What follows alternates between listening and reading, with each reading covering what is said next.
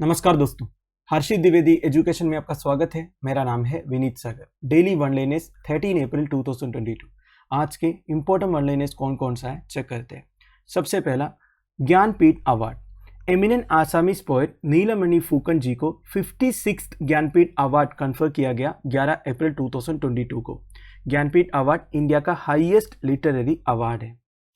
नीलमणि Phukan third आसामी से जिन्हें Jnanpith award मिल रहा है। इससे पहले 1979 में बीरेंद्र कुमार भट्टाचार्य जी को मिला था। फिर 2000 में मामनी रईजम गोस्वामी जी को मिला था ज्ञानपीठ अवार्ड। फुकन जी को 1990 में पद्मश्री भी कन्फर किया गया था और 2002 में साहित्य अकादमी फेलोशिप भी। नीलमणि फुकन जी के कुछ इंपॉर्टेंट वर्क्स कौन कौन सा है? Gulabi Jamun Lakhna, selected poems of Nilmani Phukan और मानस प्रतिमा।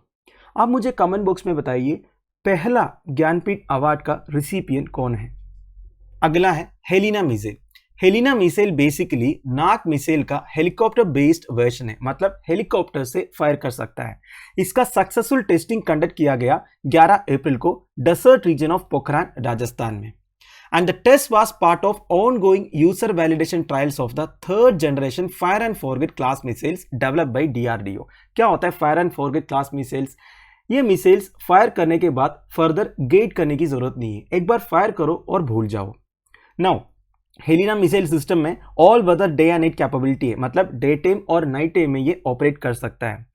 ये missile system Indian army and Indian air force में जितने चॉपर्स है, मतलब हेलीकॉप्टर से इसमें इंटीग्रेट किया जाएगा।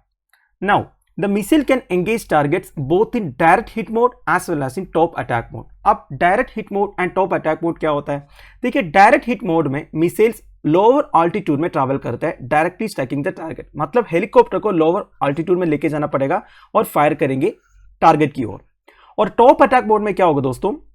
मिसाइल फायर करने के बाद थोड़ा सा ऑल्टीट्यूड पकड़ते हैं, इसके बाद ट्रैवल करते हैं, फिर टारगेट के पास पहुंचते पहुंचते ये क्लाइंब डाउन करेगा, फिर जाके टारगेट को हिट करेगा। इसे टॉप अटैक मोड बोलते हैं।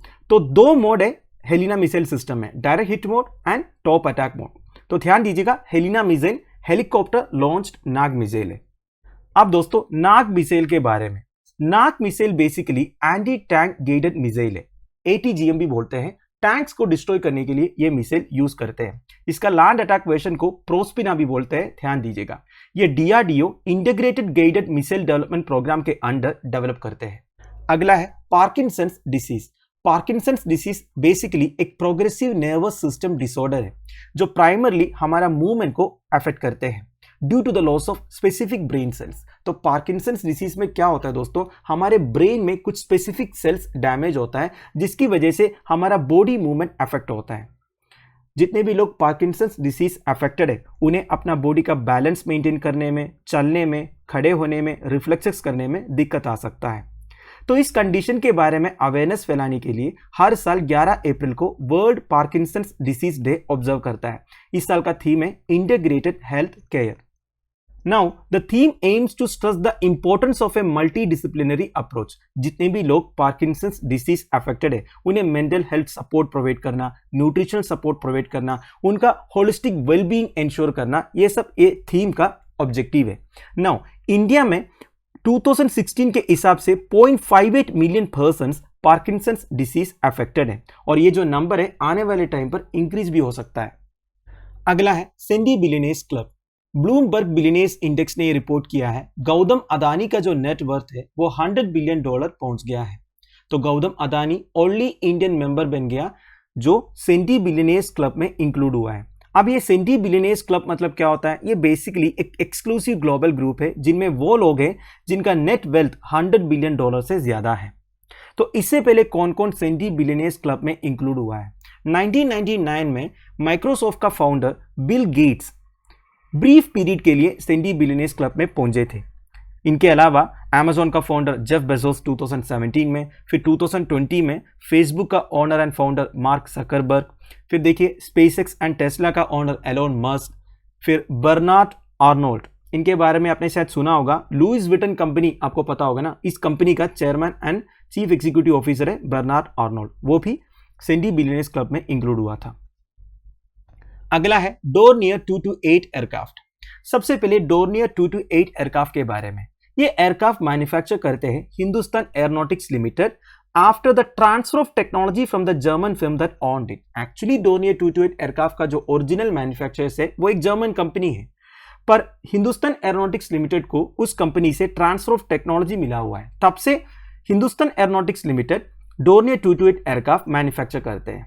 अब देखिए, कुछ महीने पहले अलायंस एयर करके एक कंपनी हिंदुस्तान एरोनॉटिक्स लिमिटेड से 2 डोर्नियर 228 एयरक्राफ्ट लीज पर लिया था और इन्होंने अब अपना मेडन कॉमर्शियल फ्लाइट शुरू किया है from eastern Assam Dibrugarh to Arunachal Pradesh Pasighat. तो डिब्रूगढ़ से पासीघाट तक कॉमर्शियल फ्लाइट शुरू किया है अलायंस एयर करके कंपनी। कौन सा एयरक्राफ्ट है? Dornier 228 aircraft. और एक बात दोस्तों, डोर्नियर 228 एयरक्राफ्ट जो है इंडियन नेवी और इंडियन एयरफोर्स में यूज करते हैं। मैं खुद डोर्नियर 228 क्वालिफाइड हूं, मैं 15 साल इसी एयरक्राफ्ट में काम किया हूं। अगला news, international day of human space flight. हर साल 12 अप्रैल को international day of human space flight celebrate करते हैं and the day is celebrated to commemorate humankind's beginning of space era. तो स्पेस एरा का जो बिगिनिंग था उसे सेलिब्रेट करने के लिए, और इस दिन को स्पेस टेक्नोलॉजी एंड साइंस के इंपॉर्टेंस भी हाईलाइट करते हैं। आप सबको पता होगा 12 अप्रैल 1961 को फर्स्ट ह्यूमन स्पेस फ्लाइट हुआ था बाय यूरी गगारिन, ये सिटीजन ऑफ सोवियत यूनियन। ये मिशन का नाम था वोस्टोक 1 मिशन। इन्होंने अर्थ को 108 मिनट्स में एक स्पेसक्राफ्ट में ऑर्बिट किया था और ये स्पेसक्राफ्ट का नाम था वोस्टोक 3KA। एंड ये स्पेसक्राफ्ट को किस रॉकेट में लॉन्च किया था? वोस्टोक के। तो ध्यान दीजिएगा, रॉकेट का नाम था वोस्टोक के, स्पेसक्राफ्ट का नाम था वोस्टोक 3KA और कॉस्मोनॉट का नाम था यूरी गगारिन। एंड ये लॉन्च कहां से हुआ था? बाइकनोर कॉस्मोड्रोम इन कजाकिस्तान यूएसएसआर। देखिए 1960s में कजाकिस्तान पार्ट ऑफ यूएसएसआर था, तो बाइकनोर कॉस्मोड्रोम इन कजाकिस्तान से ये लॉन्च हुआ था। और 7 अप्रैल 2011 को यूनाइटेड नेशंस जनरल असेंबली एक रेजोल्यूशन पास किया और अप्रैल 12 को international day of human space flight करके सेलिब्रेट करने का निर्णय लिया। और यूएसएसआर 12 अप्रैल को आज कॉस्मोनॉटिक्स डे करके भी सेलिब्रेट करते हैं। आज का final news, retired out. IPL में राजस्थान रॉयल्स का ऑलराउंडर रविचंद्रन अश्विन पहला प्लेयर बना है जो रिटायर्ड आउट हुआ है। लखनऊ सुपर जायंट्स के अगेंस्ट मैच चल रहा था, तब 19th ओवर में रविचंद्रन अश्विन अपने आप रिटायर्ड आउट हो गया। अब दोस्तों, रिटायर्ड आउट का मतलब क्या होता है? जो क्रिकेट खेलते हैं देखते हैं उन्हें तो आराम से समझ में आ जाएगा, मैं उनके लिए बता रहा हूं जो क्रिकेट में बिल्कुल इंटरेस्टेड नहीं है। देखिए, क्रिकेट में एक होता है नॉर्मल आउट होना, कैच पकड़ के या फिर LBW या फिर बॉल्ड, ये सब होता है नॉर्मल आउट होने का तरीका। अब एक होता है retired hurt and retired out.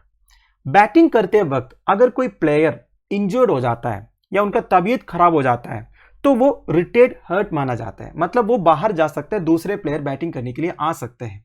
और जो रिटायर्ड हर्ट हुआ प्लेयर सबसे लास्ट में आके फिर से बैटिंग कर सकता है अगर वो चाहे तो, ये होता है रिटायर्ड हर्ट। और एक होता है retired out. If a batter retires during his innings for any reason other than injury, illness or any unavoidable reasons. देखिए, अगर एक बैटर अपने आप ये डिसाइड करता है कि मैं बाहर चला जाता हूं ताकि दूसरे कोई प्लेयर आके अच्छा रन स्कोर करे, तो इसे रिटायर्ड आउट बोलते हैं। मतलब देखिए, रविचंद्रन अश्विन 19th ओवर में खेल रहे थे तो करीब चार बॉल बचा हुआ था, तो रविचंद्रन अश्विन ने सोचा मैं रिटायर्ड आउट हो जाता हूं ताकि दूसरा कोई हिटर आ जाएगा वो अच्छा रन स्कोर करे, तो इसे बोलते हैं रिटायर्ड आउट।